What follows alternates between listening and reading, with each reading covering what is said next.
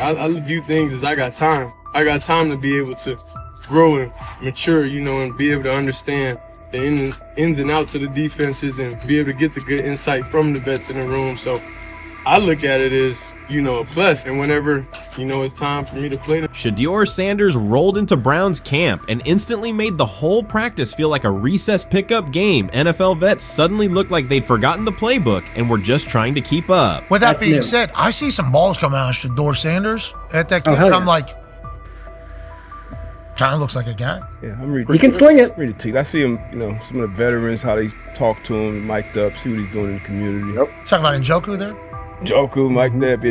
Yeah, once you see, different little interactions and things like that, I know he has the talent. We'll see. It'll be a competition that usually brings the best out of guys, especially young guys. So I'm interested to see how that quarterback situation. Right after Shedeur Sanders tightened his cleats and the Browns settled in for what they figured was a routine camp day, the whole vibe tilted sideways. No blazing comet, no UFO touching down at midfield, just a swagger-charged quarterback striding in like he'd crashed the wrong league and thought, yeah, I'll stick around and run this show. The Browns had no clue what storm was rolling in. You'd expect an NFL team to do a quick scout, maybe pull up a highlight reel or two, but nope. They greeted Shedeur with a shrug, only to watch him seize the field on snap one and run the whole operation like a seasoned pro. First and foremost, he's been the best quarterback in camp. Now look, Joe Flacco ain't had many opportunities. There was a whole day I saw he didn't throw the ball at all. Here's my theory on the situation. They already know who's starting in the number 2 is. They already know. Joe Flacco and Shedeur Sanders is already locked up. You're missing the boat, people. You're missing the boat.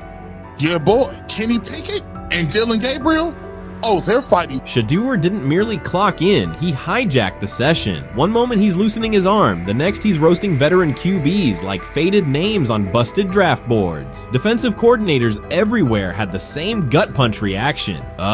His pocket poise? Straight disrespectful. His timing? Psychic. And every pass left his hand like it was laser guided to its mark. While Shedeur Sanders was slicing up routes, the Browns secondary looked less like an NFL backfield and more like a gaggle of dads sprinting through a Saturday fun run. Big on enthusiasm, short on closing speed. Coaches fought the urge to slam the emergency horn. Players traded wide-eyed, "Are we serious?" stares, and someone even double-checked that a hidden camera crew wasn't about to pop out of the tunnel. But nope, this was pure Shedeur. Half cold-blooded surgeon, half highlight factory. He wasn't dropping a casual "I'm here," he was crafting a masterclass. From the first rep, the tempo changed. Shedeur Sanders accepted the snap with steady footwork, diagnosed the Browns' single high shell, and delivered a tight window seam route that forced the free safety to recover late. Throughout the period, he manipulated leverage with quick shoulder fakes, moved through full field progressions, and released on time from a balanced base, consistently putting the ball on his receiver's upfield shoulder. Cleveland's coverage struggled on multiple fronts. Safeties hesitated between deep half responsibilities and underneath support, creating voids at 15 to 20 yards. Cornerbacks and off-man were caught in trail position when Sanders used rhythm throws on 3-step drops, while those who tried press technique had their inside hand neutralized by his receivers' outside releases. Linebackers widened to match shallow crossers, leaving the middle hook unguarded for pivot routes and option digs. One corner attempted a line of scrimmage jam. Sanders immediately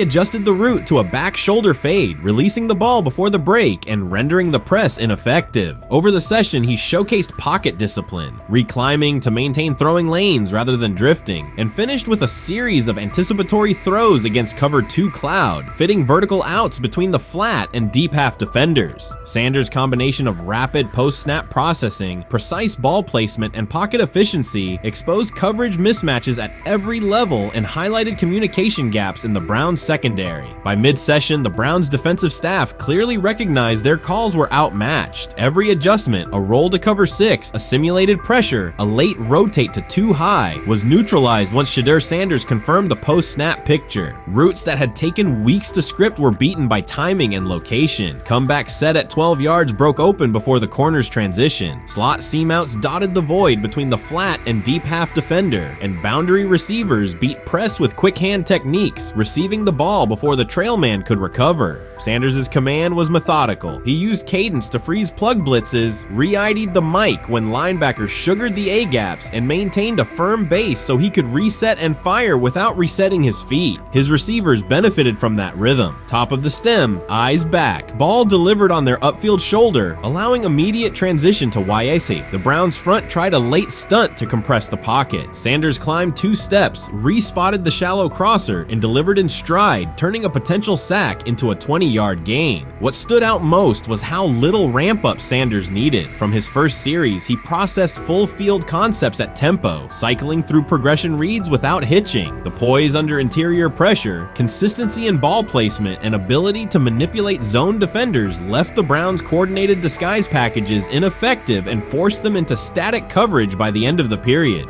In short, Sanders' efficient mechanics, rapid processing, and anticipatory accuracy rendered Cleveland's defensive game plan ineffective at every level, from pre-snap disguise to post-snap spacing. Imagine there's many people that think Dylan Gabriel's a better quarterback than Shedeur Sanders. I don't care where they were drafted. If the Browns are the one team that thinks that, then I'm going to suspect it's not true. They don't know what listen, they're I've doing. been on every quarterback evaluation for 30 years. Right. I never root against anybody. Yeah. But I'd be surprised if Dylan Gabriel's ever a legitimate starting quarterback for the Cleveland Browns. I'd be surprised. I just don't think. Well, then it is a wasted pick because you took him in the top 100. Yeah, but potentially. Yeah. May get away with it because of Shedeur. An edge rusher chirped at Shedeur Sanders between snaps, hoping to shake his rhythm. On the very next play, Sanders answered with a 30-yard laser, a deep dig from the boundary side that split the single high safety and the trailing corner. He hit the top of a 5-step drop, kept a firm base, and delivered on time to the receiver's outside shoulder, turning what should have been a routine rep into a sudden change explosive. From that moment on, every coverage wrinkle the Browns tried, rotating from cover 3 to quarter half, flashing a Tampa 2 shell, mugging both A-gaps, was met with a precise counter. When corners pressed, Sanders adjusted the route to a back shoulder fade. When safeties widened, he checked to a glance post. When linebackers bailed, he found the running back on a delayed option out of the backfield. Even late simulated pressures couldn't move him off his spot. He simply climbed, reset his feet, and fired. As Cleveland's defenders rotated through checks, Sanders manipulated them with cadence and eye discipline. He froze weak side safeties long enough to create intermediate windows, then feathered the ball into those lanes before help could arrive. When the Browns finally dropped 7 and matched every route, Sanders tucked the ball and converted 2 separate 3rd and 6 situations on the ground, reminding everyone that his mobility is as calculated as his arm. By the end of the session, the defensive coordinator's call sheet looked obsolete. Sanders had neutralized blitz looks, exposed spacing issues in zone, and forced the unit into static base coverage just to survive the period. It wasn't a camp drill anymore. It was a clinic on timing, processing speed, and controlled aggression, delivered snap after snap by a quarterback who never needed a warm-up lap to own the field. They never planned on taking him. The problem is, like Ocho Cinco said, you got somebody that has endeared himself to the locker room. And guess what? The difference between him and Tim Tebow, the biggest one, is he can play. He can throw the ball. Tim Tebow running around being an H-back. He can throw the ball. And he's done everything he needs to do. He ain't saying nothing. He ain't rocking the boat. He ain't mad about the reps. He ain't mad about none of that. All the people out there want to see is this, like Tyler said earlier. We want to see what he can do with Jerry Jeudy. That's it. I want to see what he can do with David Njoku. I want to see him with Junkins. I want to see him with the first running backs. If you are cooking, if you are beating down the doors with the 3s and 4s, guess what?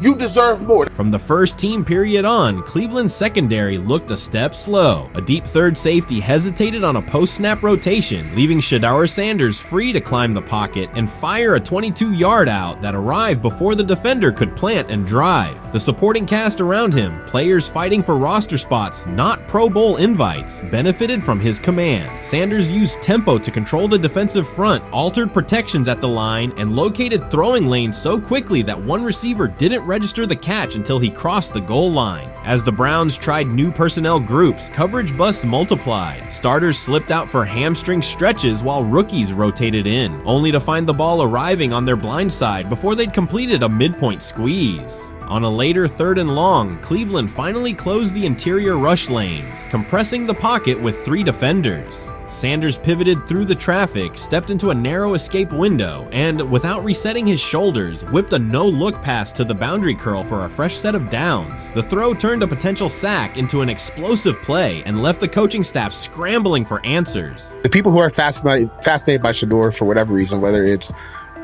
his play, I guess last year was kind of fun. If you're just like a guy who grew up like loving Deion Sanders and passed that love on down to your kids, I can see why you're like that. The one thing I will give them is you're looking at this quarterback room. If you're a fan of Shedeur and say, why can't he go beat Dylan Gabriel or Joe Flacco or Kenny Pickett? So I do understand that part of it, right? Because why not? Why couldn't he be the Brown starter in October or November? That looks like a quarterback room where everyone will get a chance to start. We've got news. Got news about my Cleveland Browns. We've got an oblique problem. Obliques are big deals, especially when it's your quarterback.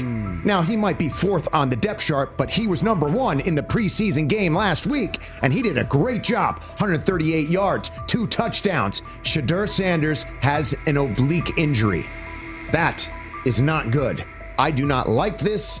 I hate this because I want to see more reps for Shedeur Sanders. Shedeur Sanders, a projected breakout this season, has been sidelined unexpectedly. The Browns coaching staff confirmed an oblique injury significant enough to keep him out of all activity. No reps, no drills, no warm-ups. Concerns are rising about how this may affect his momentum and force adjustments to the team's plan. The focus now is his recovery timeline, the impact on his development, and the next steps for the quarterback depth chart. Browns rookie quarterback Shedeur Sanders injured his oblique during practice today, putting his status in doubt for Saturday's preseason game against the Eagles. He's the latest quarterback on Cleveland's roster who has dealt with a health issue, joining fellow rookie Dylan Gabriel and Kenny Pickett. Sanders, who is trying to fight his way up the Browns depth chart, started the preseason opener last week and threw to practice. So how concerning is this for Shedeur as he is trying to, again, make his way up the depth chart, be QB2, potentially QB1 in the future? Dylan Gabriel taking Shedeur Sanders' QB1 spot after Sanders suffers an oblique injury is more than a roster change. It signals the staff is choosing urgency over efficiency. You do not replace a quarterback operating near a 70% completion rate with one coming off a 32% outing unless the decision is driven by desperation or poor evaluation. That is not strategy, it is avoidable loss of production. The impact on accuracy, timing, and drive sustainability is clear, and the difference is apparent to anyone watching. Well, here's what we know. After practice, Kevin Stefanski, the head coach of the Cleveland Browns, was not available to the media, but I did talk to him on the field as the players were coming off, and he told me that Shedeur Sanders complained of oblique soreness during the warm-ups this morning. Shedeur Sanders' absence isn't just a gap in the lineup, it's a setback for the entire offense. He thrives under pressure and makes throws others won't attempt. When he's healthy, every pass has intent, every drive has rhythm, and opposing defenses know they're in for a long day. Replace him with Dylan Gabriel and the defense senses an opening. Corners press tighter, safeties cheat down, and linebackers blitz more aggressively because they don't expect the same timing, velocity, or accuracy. Yes. I'm a fan. I'm not even going to try to hide it. Rich, you guys are fans. Like, you guys talk about the Cleveland Browns quite a bit. Yeah, it's almost annoying to me. It aggravates people. Like, people don't like the fact that Rich talks a lot about They must love I'm here. But it's like, you have a friend, and that friend's child is following in the family's footsteps. You want them to do well. I don't know why people have such an issue. I know Rich is supposed to be impartial, but it's kind of hard when you have that type of tie to it. But yeah, I'm rooting for Shedeur, man. And Dylan Gabriel's 32% completion rate isn't just poor, it's untenable at this level. A number that low needs no context. It means 2 misses for every completion. Weather, opponent, and play calls are secondary when efficiency is that limited. That output does not sustain drives or keep the full playbook viable, yet he is starting while Shedeur Sanders is sidelined. The contrast is clear. Sanders brings accuracy, timing, and command. Gabriel's recent performance reflects inconsistency and missed opportunities. Choosing Gabriel under these circumstances reduces offensive reliability and invites defensive pressure. It is a decision that sacrifices efficiency and field position. So it'll be interesting to see what happens with Dylan Gabriel, but to the Shedeur Sanders point, it is unfortunate because I thought he was gaining some momentum. I know the practice that they had before they left for Philly, Daniel Oyefusi reported that he actually took the most reps of all of the quarterbacks And that was the first time that had happened. It was the first time that he had went ahead of Dillon Gabriel, practicing with the twos, etc. So, like, coming off that stout performance against the Carolina Panthers, he was gaining momentum. If this were a clean evaluation, there would be no debate. Shedeur Sanders is the clear choice. He's accurate, composed, and consistent with a track record of high-level production. Dillon Gabriel remains a question mark, and not the kind that stresses defense. He's the kind that makes coaches consider leaning on the run to limit risk and protect field position. The reality is that injuries create openings for players who haven't earned them. Gabriel has stepped into QB1 while Sanders is out, but that reflects circumstance, not superiority. We don't know the severity of this oblique injury and whether it will even keep him out of Saturday's game against the Eagles. As for moving up the depth chart, I'm the Browns preseason sideline reporter. I was there Friday night when he burst onto the stage and set the NFL world buzzing. And yes, his demeanor was tremendous. His poise was tremendous. He did the things that were asked of him. But at the end of the day, he wasn't actually asked to do all that much. The real concern is how this could attach to Shedeur Sanders' reputation. The NFL is unforgiving about availability. An oblique injury for a quarterback isn't minor. It affects mechanics, torque, and timing. Even with a strong return, the injury-prone label can linger. For the Cleveland Browns, or any team seeking stability under center, that perception is toxic. Teams don't want a player they fear won't make it through October. That's the risk. Talent doesn't always overcome league politics. Once questions about durability start, they rarely fade. They surface in contract terms, roster decisions, and sideline evaluations. So Shedeur Sanders is injured again? If you were following along on social media today for the Browns' first joint practice in Philadelphia against the Eagles, wow, you were in for a tumultuous ride. I mean, all the reporters, both Browns and Eagles reporters, were pretty much flabbergasted at the fact that Shedeur Sanders was taking 0 team reps during the day, and even Tyler Huntley was getting team reps instead of Shedeur. And then it came out, obviously, everybody's speculating. There's people calling for Kevin's jobs, and before I go any further, I don't blame anybody, ever. Meanwhile, Dillon Gabriel's numbers should be sidelining him, not elevating him. A 32% completion rate isn't a dip, it's a warning sign that points to issues with field vision, timing, and receiver cohesion. That's the quarterback taking snaps while Shedeur Sanders is out. Put their work side by side and the gap is obvious. Sanders shows consistent placement, timing, and footwork that reflect high-level execution. Gabriel's recent output introduces variability that shrinks the call sheet and stalls drives. You can't claim the priority is winning while starting a quarterback who isn't reliably delivering routine completions. Fans recognize it, receivers lose confidence and tempo when targets are off, the offensive line's urgency fades when protection doesn't translate into productive throws, team belief in the quarterback is fragile, and once it erodes, a season can come apart quickly. We could be looking at, 3/4 of Snoop and maybe 1/4 of Dillon Gabriel. Not really exciting for the fans. Of course, it would be nice to see what Dillon looks like. Did spend third-round capital on him. If you're Dillon Gabriel and you're a rookie, is not you be want to get team. healed. You want the reps. You want to take these reps. So what do you do to prepare yourself and get ready? Because, man, when rookies get injured, it's like these reps are so valuable. Yeah, sets him back a lot. We do have some video here. Mike Garafolo had some video of Jalen Hurts kind of helping Shedeur used his cart to get off the field here. Shedeur Sanders changes the entire equation. His presence under center keeps defenses honest, keeps teammates engaged, and expands the coaching staff's options. You can call vertical shots, open the playbook, and control the game's tempo. Dillon Gabriel limits that. With him, the playbook narrows, drives stall, and the defense ends up on the field too long trying to compensate. The Cleveland Browns are not in a position to gamble at quarterback. This is a franchise with a difficult history at the position. With Gabriel, the issues are visible from the stands. A 32% completion rate won't jump to 60% with a few extra reps. If anything, it will decline as defenses present looks they would not risk against Shedeur. And that's the core issue. Shedeur Sanders at 80% is still a better quarterback than Dillon Gabriel at his best. That isn't exaggeration, it's the numbers. If Sanders is a 70% passer when healthy, even a drop to 60% keeps him well ahead of where Gabriel is now. Yet the team is rolling with the quarterback who isn't delivering routine completions. Every week Sanders is out, his hold on QB QB1 loosens. That's the hard truth. The longer Gabriel stays in the role, the more coaches cite continuity and chemistry to cover what's happening on the field. Every throw and every drive has to be a statement, not just to win, but to erase any notion that Gabriel is a legitimate alternative. In the NFL, QB1 isn't handed back because you used to be the best option. You have to take it. Started off with some positive news for Shedeur, and then it kind of just went left real quick. Shedeur got the news early on that if Dillon Gabriel couldn't go, he would get his second straight start in the Saturday preseason game against the Philadelphia Eagles. And then he went on to injure his oblique. For the fans who don't know exactly what part of the body the oblique is at and what that injury is and how it can impact the quarterback, can you explain to them what is an oblique injury?